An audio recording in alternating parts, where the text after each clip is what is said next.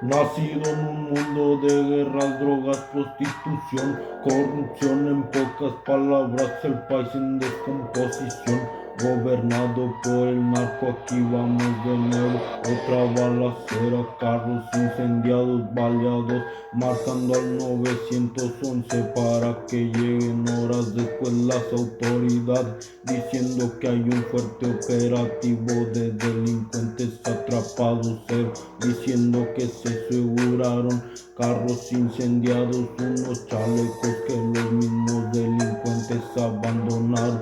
Las autoridades se quedan 3 días y se van y volvemos a lo mismo. Tal vez no es culpa de los militares, pero sí de los altos mandos. La única autoridad es la que imponen los carteles, tienen comprados a los estatales, ministeriales, Guardia Nacional, y ni hablar de los municipales. Día con día hay levantones y ejecuciones, cobros de piso. El presidente ha hecho cosas buenas, pero con la delincuencia no mucho, que abrazos, no balazos, que lo de